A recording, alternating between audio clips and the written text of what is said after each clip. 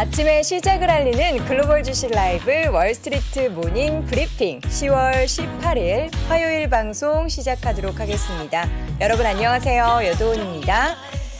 자, 시장이 이렇게나 변동성이 크다니요. 네, 물론 이제 아래로 변동성이 클 때는 좀 불안한 마음, 또 힘든 마음이 있지만 위로 변동성이 클 때도 요즘에는 마냥 기쁘지만은 않죠. 왜냐면 이렇게 오늘 오르면 내일 또 이만큼 빠질 수도 있다라는 생각에 변동성이 이렇게나 크다라는 것을 또 실제로 체감을 하니까 제가 짧긴 하지만 주식 투자 약 15년 됐거든요. 근데 이렇게 하루하루 지수가 막 나스닥 3% 올라갔다가 막 2% 떨어졌다가 이런 시장은 처음 경험을 해보는 것 같습니다. 자, 오늘 그래서요. 이러한 시장의 변동성에 대해서 늘 이야기해 주셨던 분 계시죠? 잠시 후에 대신증권 문남중 수석 연구위원과 함께 지금 급변동하고 있는 시장 상황에 대해서 그리고 앞으로도 계속 이런 변동성은 얼마나 더 지속될 것인지 또 이 변동성의 끝은 어디인지 자세한 이야기 나눠보도록 하겠고요. 또 월가의 소식은 미국 주식에 미치다 이항영 전문위원과 함께 이야기 나눠보겠습니다. 맞아요. 좋아요를 안 누르셨는데 방금 보고 누르셨다라는 써니님 감사합니다. 네, 지금 좋아요 숫자는 아직 너무 미미하죠. 예, 좋아요가 저희가 시황하는 동안 최소 한 500분을 넘었으면 하는 자그마한 소망을 가지면서 어젯밤 밤 사이에 있었던 이 변동성이 사실 근데 장중에는 없었어요. 다행히도 장중에는 없었는데 하루하루 정말 급변하는 시장 상황 정리를 해보도록 하겠습니다. 자, 오늘 주제부터 먼저 확인해 보죠. 은행주 실적과 과매도 인식이 불러온 미국 시장의 급반등 마감 시황이었습니다. 3대 지수가 처음부터 이렇게 슬금슬금 올라가거나 하락했다가 상승 전환하거나 이런 변동성은 장중에 없었고요. 지수의 일종 차트를 보면은 고릅니다. 고르게 장 초반부터 확 떠서 시작을 했고 계속해서 상승 흐름을 견조하게 이어가는 모습이 컸는데요. 이게 시장에서는 이제 전형적인 롤러코스터 장세다라는 이야기를 해서 오늘의 상승을 마냥 만끽할 수만은 없었습니다. 3대 지수가 장 초반부터 올랐는데요. 3대 지수 마감 상황부터 보도록 하자면 다우지수가 1.86% 올랐고요. S&P 500 지수가 2.65% 올랐습니다. 나스닥 지수는 무려 3.43% 오르면서 1675포인트 선에서 마감을 했습니다. 이게 장 초반에 시장을 끌어올렸던 건 영국에서 계속해서 9월 말부터 시작된 그 감세한 발표, 영국발 불안감이 다시금 수면 아래로 좀 내려가는 그런 분위기들이 연출이 되고 있습니다. 내용을 전달해 드리자면요. 감세한 발표했었는데 이것을 대부분 되돌리겠다라는 영국 정부의 발언이 투자 심리를 이렇게 훅 끌어올리는데 영향을 미쳤는데요. 제러미 헌트 영국 신임 재무장관은 그러니까 재무장관이 바뀌었죠. 성명을 통해서 이러한 내용을 발표했습니다. 감세안을 대부분 되돌릴 것이다.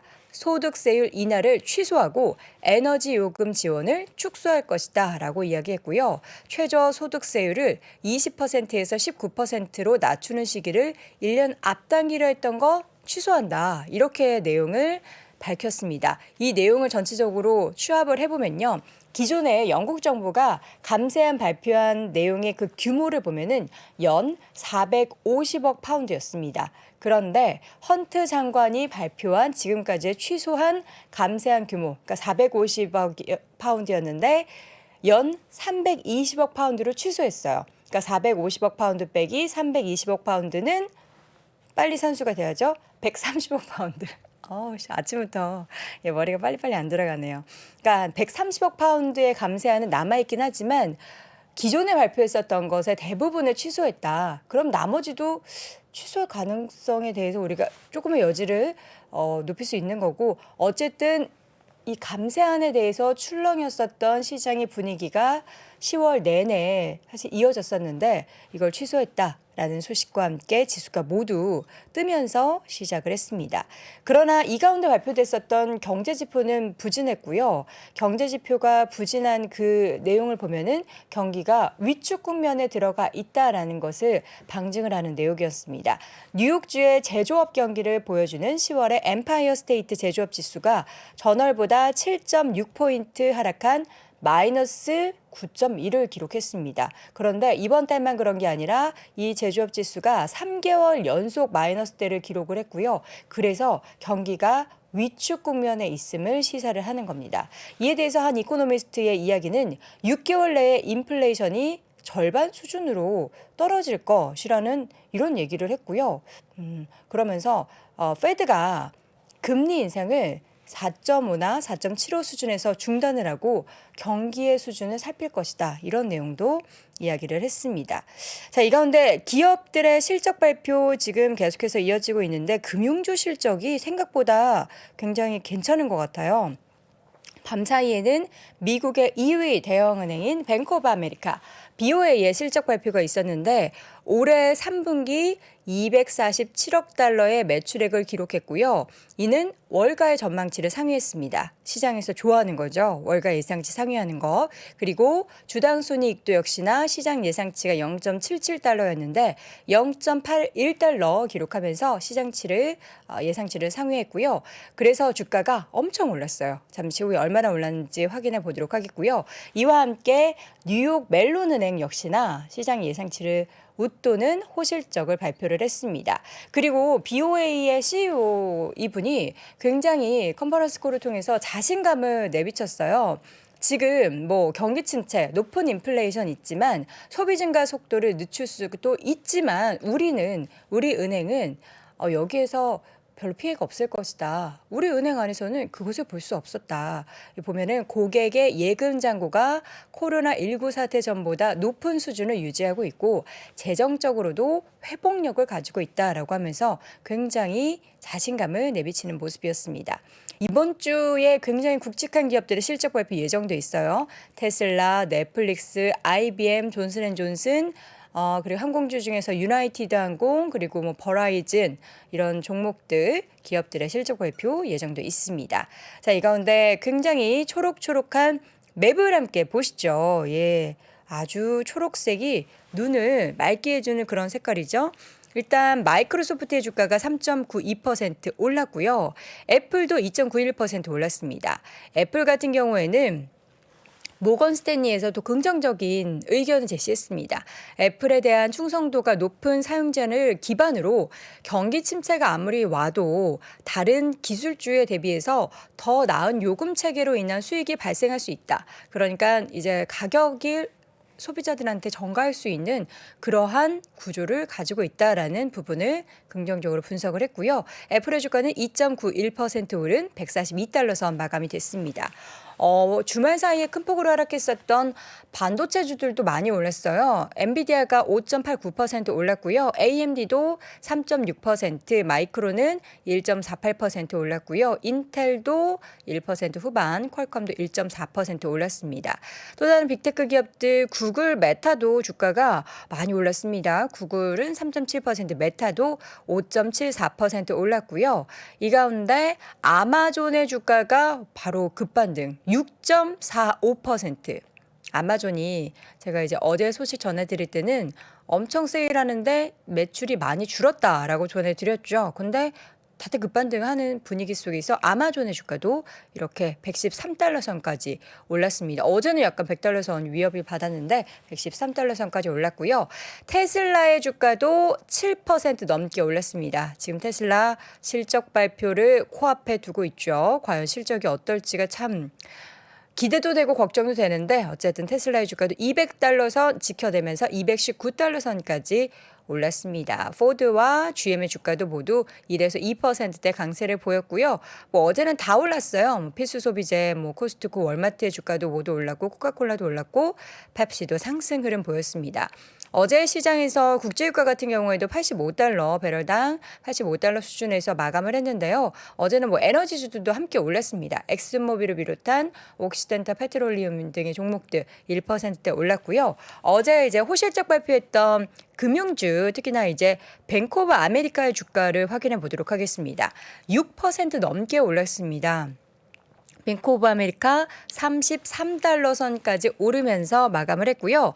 JP모건도 4% 넘게 강세를 보였고 웰스파고의 주가도 1.83% 다소 좀 부진한 실적 발표했지만 어제도 선방했고 주말 사이도 선방했고 밤 사이에도 선방한 시티그룹도 0.83% 올랐고요.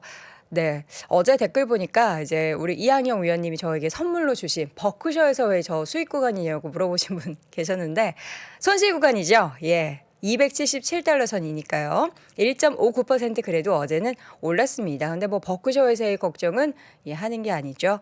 그리고 비자, 마스터카드 등의 종목들도 모두 오름세 보였고 그 가운데 아메리칸 익스프레스가 주가가 3% 넘게 오르면서 가장 높은 상승률을 기록했습니다.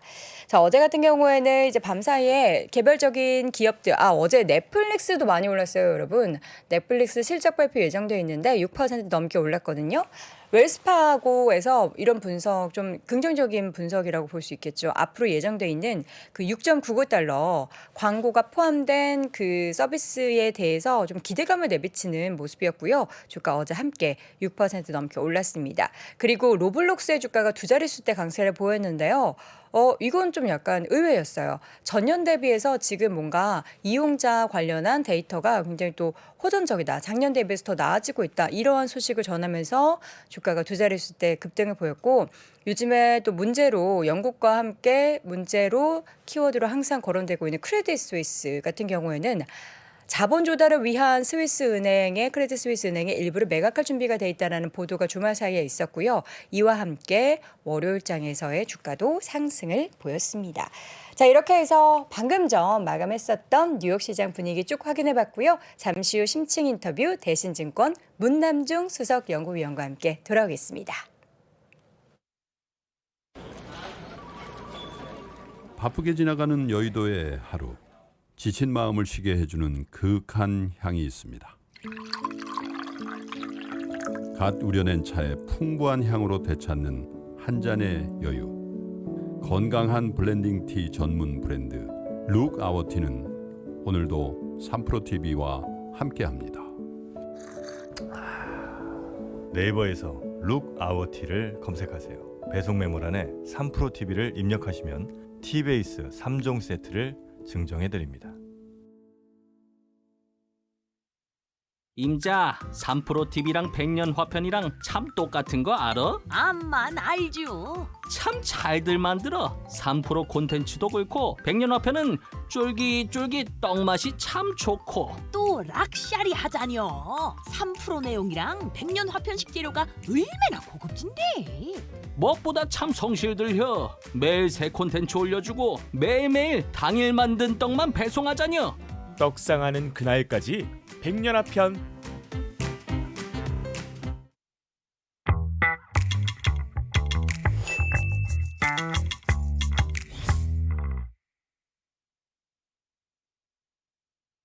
네, 월스트리트 모닝 브리핑 함께하고 있는 시각 6시 44분 지나고 있고요.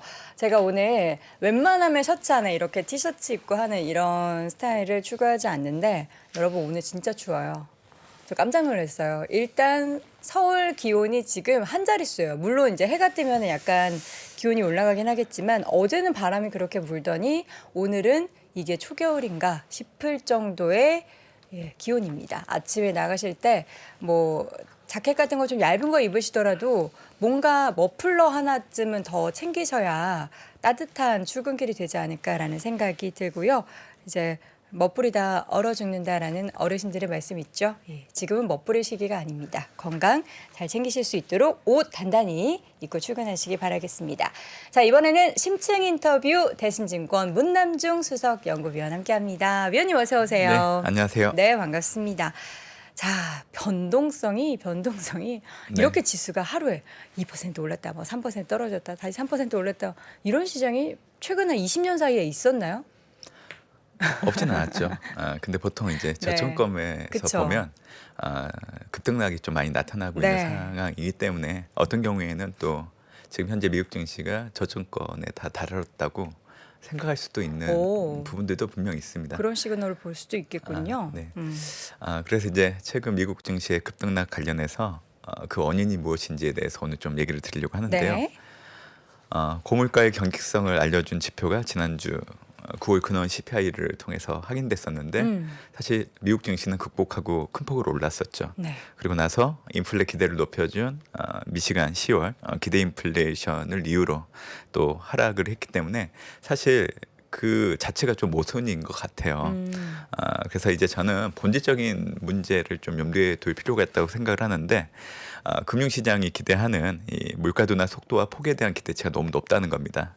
현시가 타협을 하게 된다고 하면 이 변동성을 좀 줄일 수 있다고 좀 보고 있는데 여전히 시장에서는 빨리 물가가 꺾이기를 좀 바라고 있는 것 같아요. 그러다 보니까 미국 증시의 급등락이 좀 나타나고 있다고 생각을 하고 있고요. 제가 이 얘기를 해드리는 이유는 지난 6월만 해도 헤드라인 소비자 물가만 좀 줄어들었으면 하는 바람들이 상당히 컸었죠. 하지만 지금은 헤드라인 CPI 하락은 물론이고 근원 CPI 하락도 동일한 전철을 밟아 나가야 한다고 생각을 하고 있기 때문에 이러한 심리들이 좀 미국 증시 급등락에 좀 영향을 주지 않나라는 생각을 좀 해보고 있습니다. 네. 급등락에 영향을 미치는 요소들 쭉 확인해 봤는데 이제 중요한 건 이런 요소들이 앞으로 어떻게 될지가 네. 가장 그 변동성을 좀 이렇게 안정시키는데 주요한 포인트가 되지 않겠습니까? 네. 관건은 물가죠. 결국 근원 소비자 물가가 언제쯤 하락할 수 있을까? 네. 9월 근원 소비자 물가 결과를 놓고 본다고 하더라도 서비스 부분의 구성 항목인 주거비가 전년과 비교했을 때 높게 나왔기 때문에 앞으로도 좀 물가가 잡히긴 어렵다라는 인식이 커졌죠. 근데 저는 이제 그걸 보면서 어떤 생각이 들었냐면 전월과 비교했을 때는 주거비가 큰 변화가 없었거든요. 그래서 저는 제가 이제 개인적으로 느끼는 느낌은 필인데 지난 6월과 7월을 보면 6월달 헤드라인 소비자 물가가 높게 나왔죠.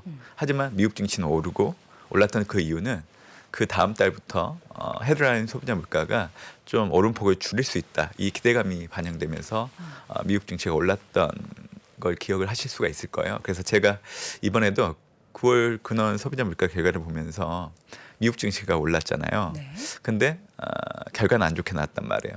근데 주거비는 전년과 비교했을 때는 높게 나왔지만 그래도 전월과 비교를 해보면 큰 변화는 없었거든요. 그래서 아마 근원 소비자 물가도 9월 근원 소비자 물가가 좀 고점일 수 있고 아마 다음 달부터 발표되는 지표를 통해서는 오름폭이 좀 줄어들 수 있는 상황. 그래서 이제 지난 6, 7월에 헤드라인 소비자 물가 그 상황과 좀 비슷하지 않았나라는 생각을 좀 해봤죠. 제가 이 얘기를 해드린 이유는 일단 주거비 얘기를 좀 드리려고 합니다. 아마 지금 화면을 좀 보여주시면 좋을 것 같은데요. 네. 네, 아마 화면을 보여주시면 이게 2002년 이후에 연준의 정책금리와 주거비 추이를 그려놓은 겁니다. 보시면 파란색이 주거비, 회색이 30년 모기지 고정금리, 그리고 빨간색이 정책금리죠. 네. 2002년 이후에 이 주거비와 정책금리 간엔 상관성이 좀 있어요. 연준의 정책금리가 중단되고 나서 주거비와의 스프레드가 0.8에서 1.05 범위 내로 좁혀지게 되면 주거비가 전년비 증가율이 연속적으로 둔화되기 시작을 합니다. 제가 지금 녹색 화살표로 그려놓은 걸 좀 보시면 연준의 정책금리가 중단되고 나서 시차를 가지고 이제 주거비가 연속적으로 하락하는 떨어져요. 그 모습이 나타나는데 네. 그 스프레드가 0.8에서 1.05 범위 내로 좁혀지면 그게 나타난다는 그 얘기를 또 드리는 거고요. 지금 보시면 2006년과 2007년 그리고 18년과 19년 그때를 보면 금리 인상 중단 후에 주거비가 하락하는 그 시차가 각각 8개월에서 10개월 정도 됐습니다. 제가 이걸 보여드리는 이유는 현재 연준의 정책금리 인상 중단이 전 내년 1분기 특히 3월 정도면 네. 가능하다고 보고 있습니다. 그래서 1분기를 기점으로 해서 평균적으로 한 9개월 정도 적용을 해보면 이 주거비가 연속적으로 떨어지는 시점은 내년 4분기 정도 돼야 나타납니다. 근데 이거는 이제 과거 패턴대로 가는 거고요. 금융시장이 받아들이는 게 중요하죠. 그쵸. 결국 헤드라인 소비자 물가를 보면 6월달 고점을 형성하고 방향성은 떨어지기 시작을 했지만 여전히 레벨이 높죠. 하지만 시장에서는 이제는 별로 관심을 갖지 않는다는 겁니다. 결국 이론적으로는 이러한 패턴들이 내년 4분기부터 나타나겠지만 금융시장에서 받아들이는 해석은 좀 다르다는 거죠. 그래서 저는 근원 소비자 물가의 피크아웃도 그렇게 멀지 않았다.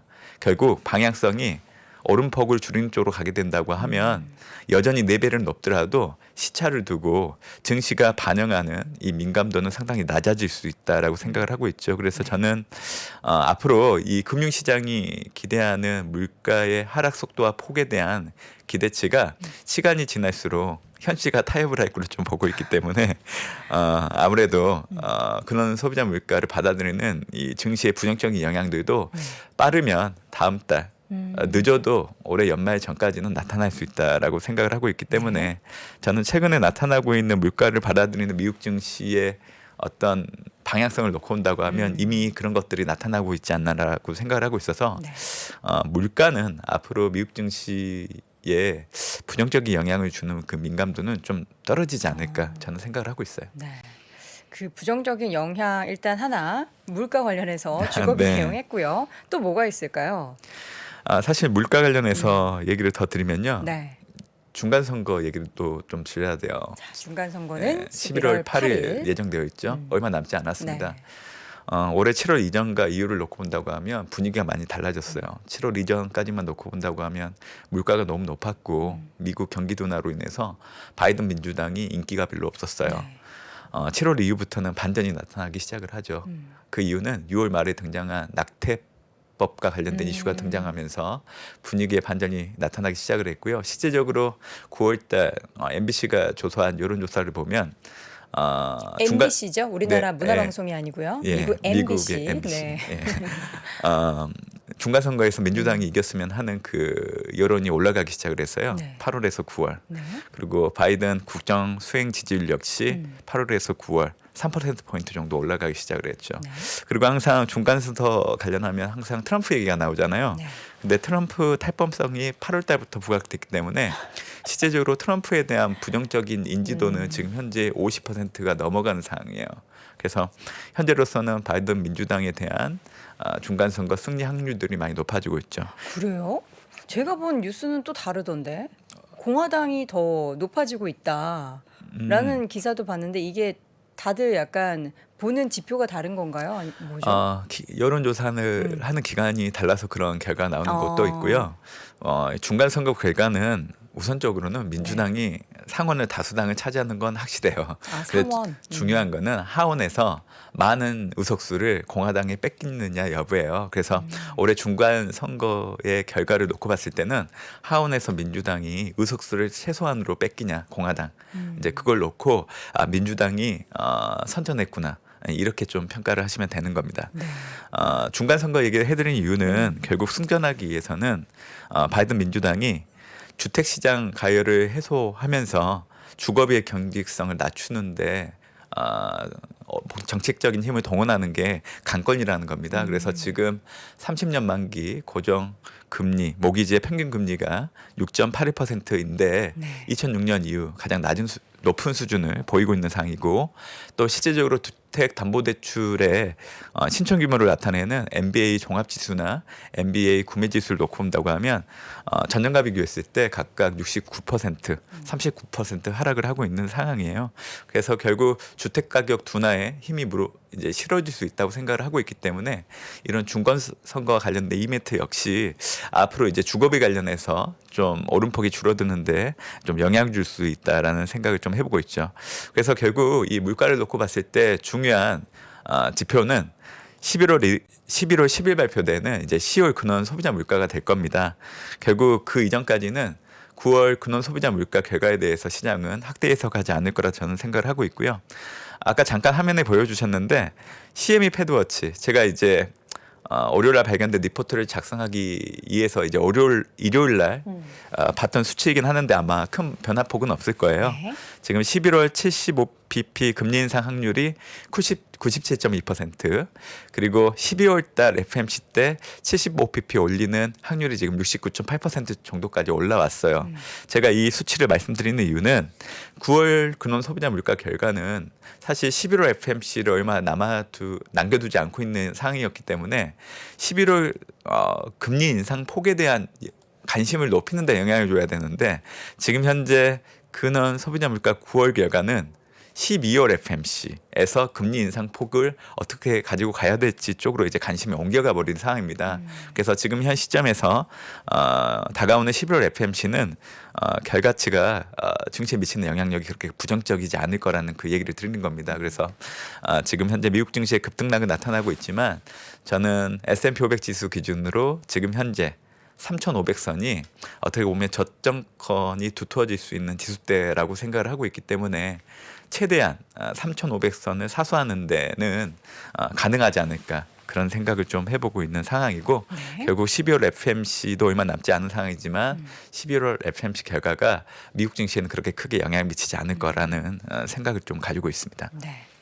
앞서서 이제 그 중간 선거 이야기를 해주셨는데, 지금 최근에 어제 지금 나온 뉴욕타임즈의 그 여론조사 결과에 보면은 반대로 공화당을 찍겠다라는 유권자가 더 많다. 근데 이게 만약에 이게 크게 영향을 미칩니까, 시장에? 공화당이 뭔가 다시 뭐 하원이든 상원이든 집권을 하게 돼서 바이든의 영향력이 좀 줄어들고 힘이 조금 빠지게 되면은 시장이 뭐 확 안 좋아진다거나 뭐 이런 영향이 좀 큰가요?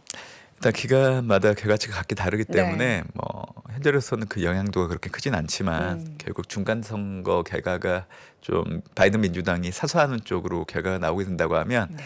IRA 인플레이션 감축법 이제 의회 통과 이후에 후속 법안들에 대한 절차들이 빠르게 진행될 수 있기 때문에 행정력이 복원되는 부분들은 분명히 있어요. 긍정적으로 작용할 수 있죠. 반대로 이제 공화당이 이제 승리를 하게 된다고 하면 현 바이든 민주당의 이제 향후 정책 추진력이 많이 떨어지게 되는 부분들은 분명히 있습니다. 근데 중요한 거는 결과가 어느 당으로 가든 양당이 공통적으로 생각하는 게 있어요. 미국 우선주의를 강조한다는 거죠. 그렇기 때문에 중간 선거에 따른 불협화음은 조금 증시에 영향력을 줄 수는 있지만 네. 중간 선거 이후에 이제 내년 증시를 그려본다고 하면 좀 관심을 가질 만한 그런 분야들은 네. 결국 IRA 법안을 통해서 강조된 배터리, 이제 배터리에 관련된 전기차까지, 그리고 7월달에 통과한 반도체법을 놓고 본다고 하면 미국 내 반도체 산업, 그렇죠. 그리고 바이오까지 이렇게 세 개로 압축해서 관심을 가지시면 된다. 이 정도로 좀 간결하게 시사점을 좀 가지시면 좋겠다는 생각을 하고 있어요. 자, 지금 그리고 가장 중요한 건 사실 실적 발표 네. 내용입니다. 이제 금융주가 생각보다 실적을 좀 좋게 발표해서 뭐 분위기는 처음에는 좋은데 사실 전체적으로 시장에서는 기대치 예상치를 굉장히 많이 낮아진 상태잖아요, 지금이. 네. 저는 미국 증시의 상승의 이유를 이제 금융주들의 실적이 잘 나왔다는 이유로 얘기를 하고 있는데요. 아닙니까? 지난주만 놓고 본다고 해도 3분기 S&P 500 전체 이익 증가율을 많이 깎아먹은 대표적인 섹터가 금융주입니다. 금융주. 예, 그렇기 때문에 제가 실적에 대한 지금 현재 분위기를 좀 얘기를 드리려고 하는데요. 네. 아마 지금은 화면을 한번 보여주시면 좋을 것 같아요. 아마 지금 보시는 화면은 올해 3, 4분기 S&P 500의 처참하네요. EPS 증가율을 나타낸 겁니다. 9월 말 기준으로 놓고 본다고 하면 2.8% 정도까지 전년과 비교했을 때 올라올 수 있다고 추정이 됐다가 지금은 1.6%까지 하락을 했는데, 이렇게 떨어진 그 범인으로 이제 은행주를 포함한 금융주가 작용을 했다는 겁니다. 네. 왜냐하면 실제로 지난주 금융주의 이익 추정치가 하락됐고요. 또 실제 수익 부진이 나타났기 때문에 전체 이익 증가의 하락이 상당히 기여를 했고요. 지금 보시는 거는 이제 섹터별 이익 추이를 나타내는 건데 9월 30일 기준과 현재를 비교할 수 있게 나타낸 거죠. S&P 500 지수를 놓고 봤을 때 전체 이익 증가율을 상회하는 거는 에너지가 119.4%, 산업재가 23.6%, 경기 소비재가 9% 정도 되고요. 지금 현재 실적이 가장 좋지 않은 게 금융주입니다. 마이너스 16.2%, 커뮤니케이션이 마이너스 14.2%, 소재가 마이너스 12% 정도 되고 있는 상황이죠. 지금 S&P 500 전체 기업의 7%에 해당되는 기업이 실적 발표를 했어요. 네. 근데 그 기업들의 69%가 추정 실적보다는 확정 실적이 잘 나왔다고 얘기를 해요. 다만 과거 5년 평균이 77% 정도였기 때문에 네. 그 수치는 크게 좀 하회를 하고 있죠. 그리고 이제 추정 실적보다 확정 실적이 0.1%포인트 정도는 잘 나왔다고 얘기는 하지만 5년 평균이 8.7% 정도 됐기 때문에 크게 하회하고 있습니다. 그렇기 때문에 지금 현재 3, 4분기 실적 시즌이 시작됐지만 분위기는 그렇게 좋지가 않아요. 근데 중요한 거는 실적 시즌의 중반이 넘어가게 되면 사실은 지금 실적보다는 다음 분기 실적에 대한 관심이 높아지면서 분위기의 반전을 꾀하게 됩니다. 그래서 S&P 500의 EPS 증가율이 올해 4분기, 내년 1분기 증가율을 놓고 온다고 하면 각각 3.6 그리고 5.8 정도로 올라와요. 지금 3, 4분기가 1.6이라고 얘기해드렸잖아요. 네. 그러니까 실적 시즌의 중반이 지나가게 되면 올해 4분기, 내년 1분기 실적이 올라오기 때문에 분위기는 조금 다소 가볍게 해줄 수 있는 역할은 충분히 해줄 수 있다 생각을 하고 있고요.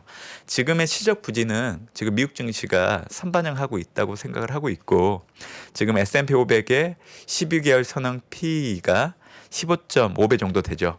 과거 5년 평균이 18.5배 정도 되기 때문에 지금 크게 하회하고 있는 부분들을 놓고 봤을 때 실적 부진이라는 악재를 온전히 반영하기에도 좀 한계가 있다고 좀 보고 있기 때문에 지금 현재 실적 분위기는 좀 무겁지만 사실 실적 시즌이 끝나고 나면 올해 1분기, 2분기처럼 추정 실적보다는 할정 실적이 잘 나오면서 어닝 시즌이 미국 증시에 그렇게 부정적으로 작용하지 않은 걸 우리가 결과를 하긴 했거든요. 그렇기 때문에 3분기 실적 역시 동일선상에서 네. 좀 증시에 영향을 주지 않을까 저는 생각을 하고 있습니다. 자, 알겠습니다. 이렇게 보니까 또 뭐 우리가 은행주 실적이 좋게 나왔다고 너무 설레발을 치면서 좋아할 게 아니고 또 앞으로 정말 굵직한 기업들의 실적은 사실 더 좀 걱정이 되는 상황인 거잖아요. 그렇죠. 그리고 아까- 앞으로 가이던스 발표가 더 걱정되는 상황이고요. 네. 아까 커뮤니케이션이 금융주 다음으로 가장 그쵸. 실적이 부진하기 때문에 근데 그거는 어차피 금리 때문에 어쩔 수 없는 부분들이라서 네. 올해 3분기가 제일 이제 이 커뮤니케이션 관련된 기술주에는 가장 부정적인 영향을 주는 시점이라 생각을 하고 4분기부터는 그 영향도가 좀 줄어들지 않을까 생각을 하고 있습니다. 네. 자, 이 문 의원님께서 계속해서 변동성에 대한 부분에 네. 말씀도 해주셨고 단기 반등은 있겠지만 그래도 또 다시 재차 시장에 좀 어떻게 보면 제한적인 상승 그리고 부정적인 환경에 대한 이야기는 계속 주셨어요, 워닝을. 네. 그럼 10월 시장에서 생각하셨던 것과 지금 막상 10월 시장을 들어와 보니까 조금 달라진 게 있더라, 혹은 뭐 좋아진 거 더 나빠진 게 있더라, 뭐 이런 견해 다른 시각들이 좀 생긴 게 있으신가요? 예, 분명히 조금씩 달라진 부분들을 지난주부터 좀 확인하기 시작을 했고요. 네. 제가 10월 달 증시 전망을 할 때 10월 상반월과 하반월을 놓고 봤을 때 하반월이 사실 미국 증시 입장에서는 연저점을 경신하면서 좀 추가 하락할 확률이 높은 시기가 될 수 있다고 얘기를 좀 드렸었어요. 네. 근데 지난주 9월 근원 소비자 물가 발표 이후에 미국 증시가 극복하고 상승하는 걸 보면서 이제는 근원 소비자 물가의 결과를 놓고 미국 증시가 반응하는 게 좀 달라졌구나라는 생각을 하면서 지금 현재 S&P 500 지수대를 놓고 온다고 하면 이 3,500선을 앞으로 좀 잘 사수해주지 않을까라고 생각을 하고 있어서 저는 사실 예상 저점으로는 3,511포인트 정도 좀 보고 있다고 아마 제가 지난번 방송 나와서도 한번 얘기했던 것 같아요. 네. 그래서 3,500선이 어떻게 보면 지금으로서는 좀 저점으로서 좀 최대한 두텁게 형성될 수 있는 가격대라고 생각을 하고 있는데 제가 이렇게 얘기해드린 이유는 몇 가지 이유들이 더 있습니다. 네. 우선은 3, 4분기 실적 얘기해드렸지만 이미 증시가 반응하고 있다는 부분, 그리고 12월 FMC 앞두고 있지만 12월 FMC가 이제는 중요한 게 아니다. 결국 12월 FMC에서 금리 인상폭을 50pp 가지고 가냐 75pp 가지고 가냐 이쪽에 더 관심을 옮겨놨기 때문에 12월 FMC 결과 시장이 그렇게 부정적이지 않을 거다 얘기를 해드렸고요. 중간선거 바이든 민주당이 승리할 확률이 높아지고 있는 부분들 놓고 봤을 때 중간선거 역시 결과가 부정적이지 않다. 그리고 미시간대 소비자 심리지수도 발표가 됐죠, 지난주. 네. 사실 기대 인플레이션율 때문에 약간 시장에 관심이 없어졌지만 네. 보통 미시간대 소비자 심리지수가 이 과거의 저점권을 형성하게 된다고 하면 보통 시차를 두고 미국 증시가 상승하는 모습이 나타났어요. 미시간대 소비자 심리 지수를 보시면요. 지금 과거 역대 저점을 좀 하회하고 있거든요. 그렇기 때문에 이런 정황들 그리고 과거 중간 선거가 있었던 해를 놓고 온다고 하면 10월 미국 증시가 대부분 상승을 했습니다. 그래서 제가 지금 말씀드리는 게 6가지 정도 되는 이유가 돼요. 그렇기 때문에 이런 6가지 이유를 놓고 온다고 하면 S&P 500 지수가 3,500선은 굳건히 잘 지켜주지 않을까 생각을 하고 있죠. 하지만 개인 투자자 입장에서는 제가 이런 얘기는 좀 드리고 싶어요. 네. 제가 이렇게 얘기를 한다고 하더라도 이 투자라는 건 최대한 확률적으로 최대한 보수적으로 좀 액션을 취하시는 게 가장 좋거든요. 그렇기 때문에 일단 10월 하반월까지는 우리가 챙겨봐야 되는 변수들이 있잖아요.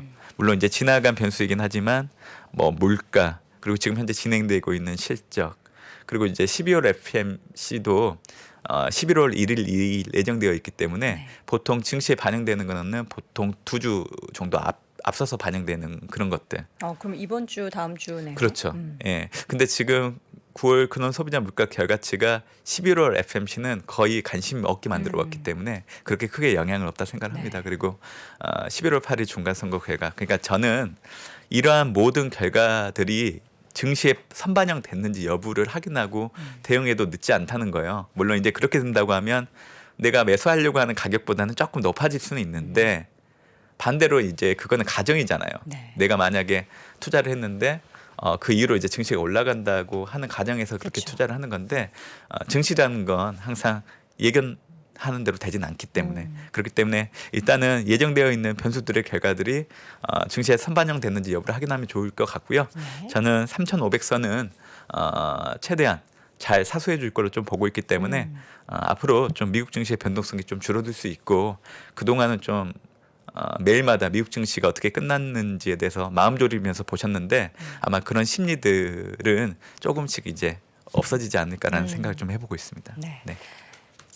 마음의 안정, 안도 네. 이런 단어들이 좀 많이 시장에 전해지는 그날을 기다려 봅니다. 지금은 너무 변동성, 변화, 불안감 이런 단어들이 너무나 많아서 우리 또 운수성님께서 이야기해 주신 그 안도라는 단어가 하루빨리 시장에 전해지길 바라겠고요. 오늘 심층 인터뷰 이 시간에는 대신증권 문남중 수석 연구위원 함께했습니다. 고맙습니다. 네, 감사합니다.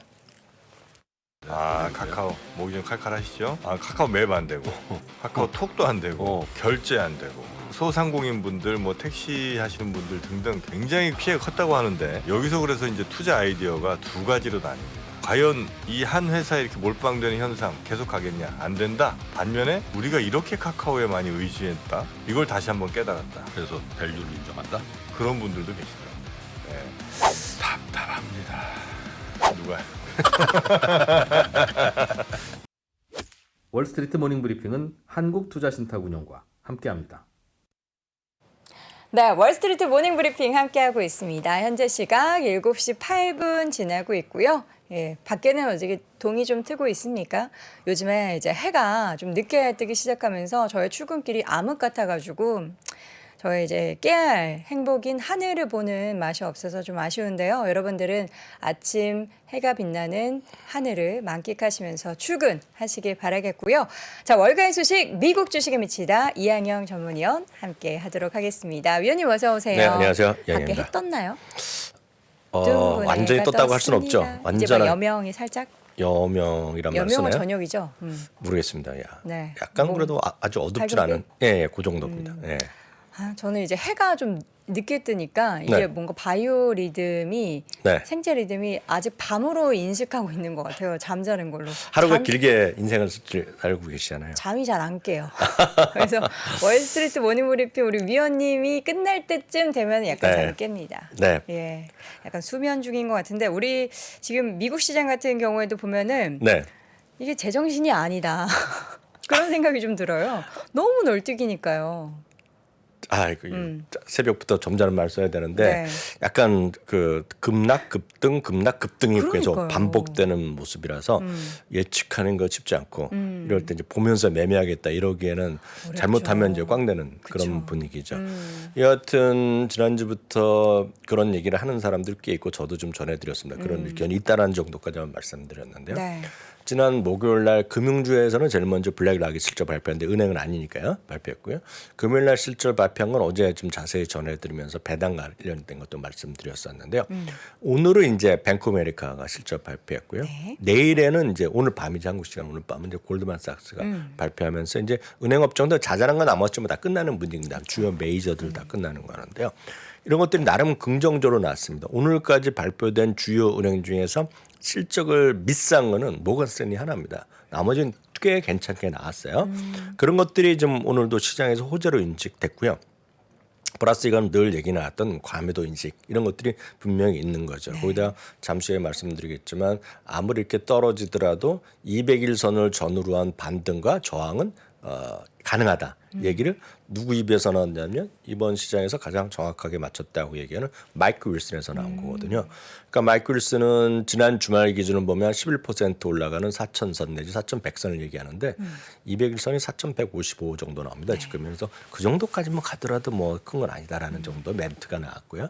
물론 연말까지 아니면 내년 초까지 해서 3,000에서 3,200 정도로 다시 한번 저점 얘기했지만 여튼 그런 과매도 인식이 됐죠. 그러면서 급등과 급락이 이어졌고요. 이게 보시면 지난 목요일 날에 급등했다가 이 부분에서 이 부분이 급락했던 게 금요일입니다. 주말이고 오늘은 이제 바로 급등하면서 바로 그냥 계속해서 하루 종일 큰 변화가 없었던 것이 오늘 시장의 흐름이 되겠습니다. 그냥 박스권인 거잖아요. 박스권이라고 있는 박스권이라고 할 수 있지만 지수대에서. 그런 좁은 구간이 되겠고요. 우리나라에서는 이제 박스권이라는 표현을 흔히 쓰지만 미국에서는 거의 안 쓰는 말입니다. 그런 거는. 그래서 그 정도 일단 인식하시면 되겠고요. 네. 이것이 이제 극명한 차이를 보여드리는 건데 그렇죠.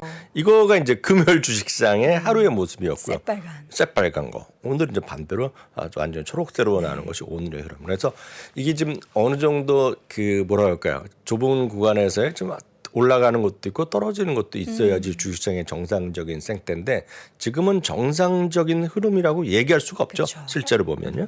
급등락과 급락을 반복하는 이게 무슨 안정돼 있다 얘기할 필요가 없고 해도 안 되는 그런 표현이라고 되셔야 되겠습니다. 뱅크 오브 아메리카 좀 보겠습니다. 6% 올라가면서 오늘 시장의 반등의 주역이 됐다라고 보셔야 되겠고요. 오늘 밤은 역시 이제 골드만삭스 내일 새벽에는 그러니까 우리 시간 내일 새벽 이 시간은 넷플릭스가 이제 관심이 있을 것 같습니다.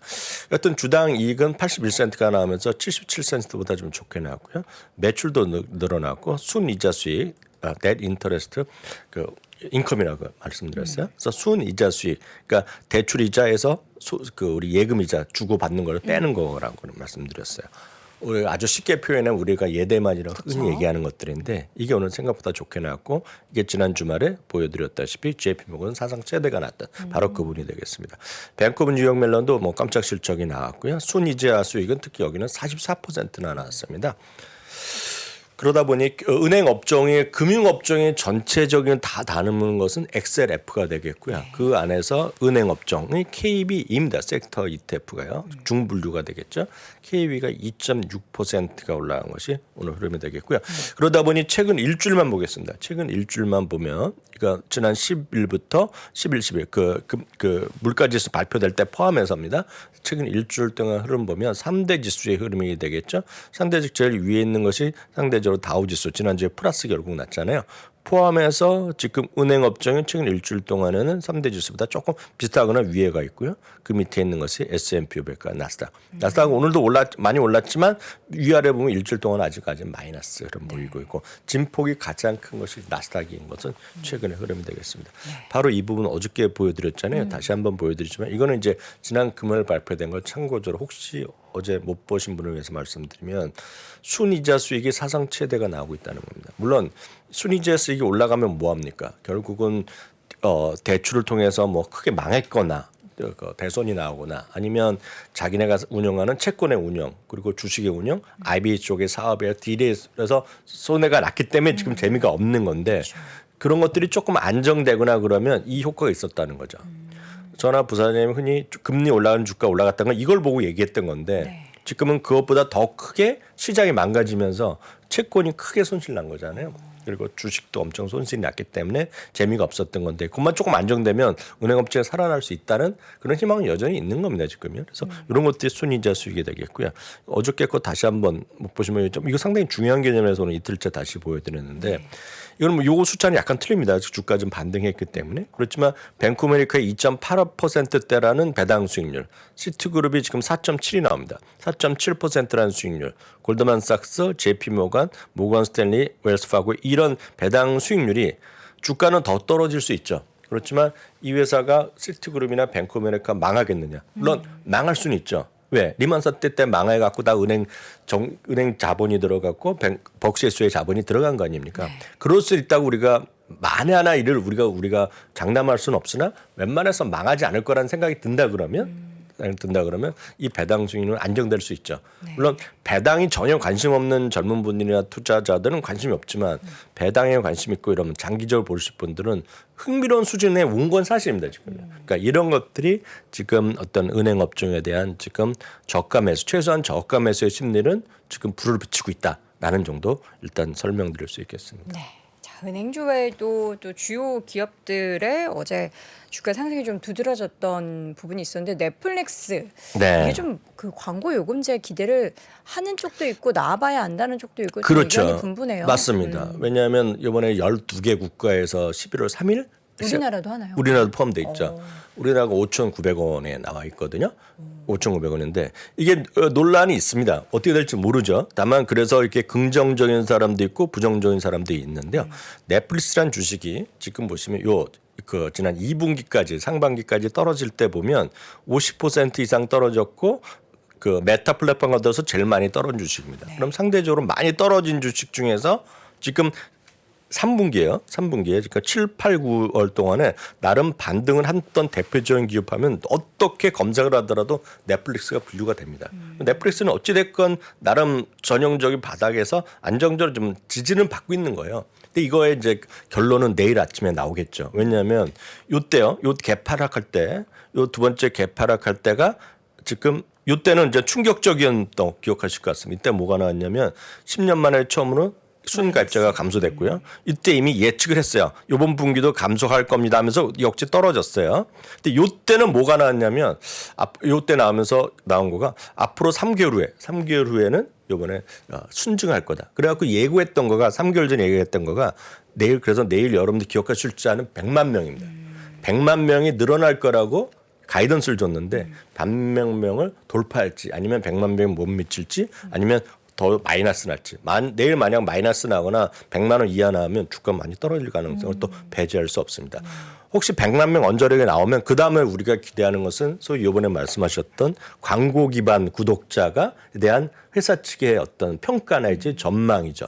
상당히 보수로 하겠으나 이런 것들 지금 월가나 이런 쪽에서는 내년 상반기까지 한 3천만 명 정도 늘어날 수 있다 얘기하는데 그건 예측일 뿐이고 회사에서 목소리가 어떻게 나올지 안 나올지 모르겠지만 워낙 중요하기 때문에 나오지 않겠습니까? 그러니까 그런 것들에 대한 관전 포인트가 내일의 넷플릭스의 흐름이라고 보셔야 되겠고요. 그거가 사람들이 쓸지 안 쓸지는 각자는 다 생각이 있으실 것 같아요. 저는 안 합니다. 그걸. 저는 할 이유가 하나도 없어요. 광고를 보시면서까지 광고도 그렇고 가장 중요한 건 화질이 떨어집니다. 지금. 아 그래요? 그게 720p가 나오거든요. 여러분들 다 보시면 UHD 많이 보시는데 UHD 화질을 제공 안 합니다. 지금까지 나온 거로는. 발표한 거로 보면. 그러니까 싸고 화질이 떨어집니다. 지금. 광고만 있는 게 아니라 화질도 떨어지나요? 그러니까 스마트폰이나 보통 그 작게 보는 분들이 태블릿 보면 뭐 이상이 없지만 저는 그보다 TV로 보거든요. TV로 보는 저한테 같은 데는 그럼 안 좋죠. 저한테는 뭐 굳이 뭐 할 이유가 없죠. 그러니까 쉽게 해서 풀 HD가 안 나오거든요. 그러니까 UHD가 없습니다. 4K가 안 나오기 때문에 그렇게 일단 이해하시면 될 것 같아요. 하여튼 그건 저 개인적인 생각이지만 그런 것들이 물론 다 이유가 있겠죠. 그들이 뭘 못하겠습니까? 많은 그런 게 있고 일부 판권에 이슈가 있는 게 있는 모양이에요. 그래서 일부 콘텐츠는 제공이 안 된다는 게 있습니다. 그 자세한 얘기는 또 내일 나올 것 같고요. 하여튼 넷플릭스에 6.5% 올라갔는데 내일이 관전 포인트다라고 일단 이해하시면 되겠고요. 네. 테슬라가 오늘 그 급등락을 계속하고 있습니다. 지금 이거 역시요. 주가 많이 빠졌어요. 7% 또 그날 올랐다가 금요일날 떨어졌다가 오늘 반등했는데 6, 7% 정도 나오는데 넷플릭스에 대해서는 여러 가지 얘기를 많이 나오고 있습니다 지금. 그래서 이거는 관심 있으신 분들 있고 요즘 보면 테슬라에 대해서 불평하시는 분도 많이 있잖아요. 그런 분들을 위해서 조금 말씀드리겠습니다. 이거 제가 직역보다는 의역을 했는데 딱 그 얘기입니다 지금요. 어저께 CNN 기사에 나온 건데 어저께 테슬라 투자자들이 지금 약간 짜증 나고 있다는 겁니다. 뭐냐면 many. 예. 그러니까 디스트랙션이라는 게 이제 우리로 보면 산만하다는 그런 표현이거든요. 제발 테슬라에만 집중해 달라는 게 투자자들의 원성이라는 겁니다. 그러니까 싫어하는 사람들의 입장에서 보면 주가 그러니까 시장이 좋을 때는 주가 올라갈 때는 이럴 수 있죠. 스페이스 X도 하죠. 여기 써 있지만 보링도 하죠. 보링 컴퍼니도 하죠. 뉴럴링크 아시잖아요. 인공지능 뇌신경에 갖고 나오죠. 그러고다 이제는 트위터까지 이런 걸 하니까 이제 집중을 안 하는 거. 잘 될 때는 이분이 워낙 똑똑해서 이런 것까지 다 아는 천재라고 얘기하고 진짜 잘할 수 있다 얘기하지만 CNN에서 얘기하는 거 보면 많은 사람들이 최고 운영 책임자가 없다 얘기를 하는 겁니다. 최고 운영 책임자라는 것이 어떤 의장도 있고 다 높은 사람이 있다 그러면 그 안에서 그 분야를 맡아서 책임지고 운영하는 사람인데 그게 없다는 겁니다. 회사에. 그렇기 때문에 이 사람이 일론 머스크가 모든 걸 다 한다는 거죠. 그러니까 그거에 대해서 좋을 땐 좋지만 나쁠 때는 뭐라고 그러는 거죠. 이거 재미난 거 한번 보여드릴까요? 이거 혹시 보신 분 계실 것 같은데요. 이게 지난주 수요일 날 저도 봤는데요. 수요일 날 제가 전 이런 거 테슬라 이런 거 일론 머스크 관심 있으니까 뉴스에 떠서 봤거든요. 이분이 이제 이번에 향수를 발표했어요. 혹시 아세요? 일론 머스크가요? 향수를 발표했는데 향수도 이렇게 써 있잖아요. 지상 최고로 좋은 향수라고. 왜 이렇게 표정이 왜 그러세요? 아니 뭐 하다 못해 향수까지. 그 뭐라고 할 수 없죠. 어찌 됐건 그 번드 헤어라고 이번에 발표했는데요. 이게 $100입니다. $100요. 그리고 $100가 지금 향수가 비싼지 싼지 제가 감이 없고요. 중간 가격 정도인 것 같은데 요즘에 근데 젊은 20대 층에서 향수 소비가 굉장히 많이 늘고 있는 건 맞아요. 전 세계적으로. 네, 지금 주문하시면 1월 달에 물건을 받습니다. 1월 달에요? 왜 웃으세요? 그렇게 기다려야 되나요? 우리나라에서 살 수 있습니다. 무슨 냄새? 우리나라에서 하면 정확히 써 있으면 오늘 환율로 써 있으면 147,000원 정도 상당합니다. 1월 달에 배송을 하는데요. 그래서 일론 머스크가 여기까지 또 자기의 직업까지 바꿨습니다. 뭐로 써 있는지 보세요. 보이시는지 모르겠지만 퍼퓸 세일즈맨입니다. 향수 세일즈맨이라고 바꿨어요. 근데 수요일 날 해놨는데 이미 금요일 날 발표했는데 이미 이게 지금 2만 명인가 팔려갖고 $200만 매출이 나왔다는 자, 거죠. $200만 달러면 우리나라 돈 얼마죠? 좀 많죠. 달러. 25억쯤 되겠죠. 28억 뭐 정도 되겠죠 요즘요. 근데 보시면 이게 흥미로운 거가 이걸 어디서 파냐면 보링 컴퍼니에서 팝니다 지금요. 네. 근데 이게 농담 삼아서 이분이 뭐라고 그랬냐면 내가 이번에 트위터 사는데 돈이 필요하니까 이거 여러 원 많이 사줘 갖고 그 돈 좀 벌어야 되겠다. 이런 농담까지 하는 사람입니다, 지금. 근데 이게 처음이 아니냐면 이게 2018년인가 보링에서 이게 화염 방사기 $500 팔았잖아요. 이거 완판됐고요. 이건 2020년에 펜츠 팔았잖아요. 이것도 완판됐죠, 지금요. 아니 인플루언서의 삶을 살고 계신 것 같아요. 네, 그런 거죠. 그래서 그 일론 머스크 굿즈 이렇게 표현하는 사람도 있는데 많이 버셔서 좋으시겠어요. 여하튼 지금 이러다 보니 사람들이 좋아하고 이게 향수도 좋을 것 같아서 사는 사람도 있지만 비판하는 사람도 분명히 있는 거죠. 그렇죠. 그렇지만 늘 말씀드리지만 주식은 결국은 핵심적인 그 비즈니스인데요. 비즈니스는 내일 모레 발표될 텐데 그거보다는 어떤 장기적인 그 일론 머스크에 대한 믿음 있고 없고에 따라서 자료하고 보셔야 되겠고요. 네. 늘상 있는 일이다라고 보셔야 되겠습니다. 그래서 이번에 그 향수 때문에 비판하는 사람 엄청 많거든요. 지금요. 그렇지만 늘 그분의 그 양반의 특징이다. 그 양반의 특성이다라고 일단 이해하시면 되겠습니다. 우리 이남우 교수님께서 항상 그 테슬라의 5대 리스크 중에서 네. CEO 리스크를 1번으로 항상 두시잖아요. 그 일론 머스크. CEO의 리스크 분명 있죠. 이남우 교수님 말씀 맞는데 일론 머스크가 없었으면 지금 존재하지 않았죠. 그렇죠. 테슬라도 그런 것도 존재하지 있는데. 않았죠. 네. 좀 이제 적당히 하셨으면 좋겠다라는 그건 그런 각자 생각. 판단의 영역이기 때문에 보시면 되겠습니다. 월가의 시각 몇 가지 볼까요? 네. 월가 시각에서 오늘 가장 관심 있는 것은 여기서 마이클 윌슨이 아닌가 싶습니다. 앞서 보여드렸다시피 설명드렸다시피요. 네. 마이클 윌슨은 단기 베어마켓 랠리 가능성은 언제나 있다라는 얘기죠. 이번도 마찬가지라는 얘기합니다. 그래서 기준이 여기 보시면 흐릿하게 나온 게 200일선이거든요. 그러니까 200일선이 저번에 떨어질 때마다 약간 저항이었잖아요. 그러면서 저항과 지지를 할 거란 얘기죠. 그렇지만 지금 기술적으로 보면 200일선 이런 것들 이동평균선은 저항선 이퀄 지지선이거든요. 그러니까 지지했던 것이 떨어지면 저항이 된다는 거가 아마 격언입니다. 주식시장에서 흔히들 쓰는 말인데 그래서 이 선이 아까 말씀드렸다시피 4,115, 4,100 뭐 라인이거든요. 그러니까 이 정도까지 갈 수 있다는 얘기고 그렇다고 해서 적극 된다는 것이 아니라 가더라도 그럼 너무 뭐 요란 떨지 말라 이런 표현입니다. 이분의 시각은요. 그러니까 그렇게까지만 이해하시면 되겠습니다. 네. 하나 더 안 봐도 될까요? 하나만 더 보겠습니다. 오펜하이머 하면 네. 지금 JP 모건 그리고 탐리와 함께 제일 긍정적으로 보던 사람인데 오늘 훅 내렸습니다. 표현이 훅 내린 게 맞은 거예요. 4,800에서 4,000까지 내렸고요. 다만 이익 전망은 유지했습니다. 올해 내년을 유지했지만 멀티플의 시장 상황의 관점에서 멀티플을 얘기하겠고요. 다만 장기적으로 보면 내년에도 좋다라는 얘기했지만 시장에서 지금 긍정적으로 보는 사람들의 목소리가 조금씩 최근에 어떤 급등과 상관없이 힘이 좀 빠지고 있는 건 분명하다라고 말씀드릴 수 있겠네요. 네. 여기까지 하면 되겠습니다. 이렇게 해서 월가의 시각까지 몇 가지 확인을 해봤습니다. 오늘도 미국 주식을 미치다 이항영 전문위원 함께했습니다. 위원님 고맙습니다. 네, 감사합니다. 자, 요즘에 시장 상황이 워낙 변동성이 크다 보니까 나는 이 구간에서 내가 왜 이런 선택을 했지 하면서 스스로를 자책하시는 분들이 혹여 계실까 봐 좀 걱정이 됩니다. 시장이 이상한 거지 나의 선택이 이상한 건 아닌데 말이죠. 그래서요, 여러분 제가 따뜻한 말씀 한마디 드리고 오늘 마무리하도록 하겠습니다. 나를 사랑하기 시작하면 세상이 나를 사랑하게 된다라는 말이 있습니다. 저는 이 얘기를 참 좋아하는데요.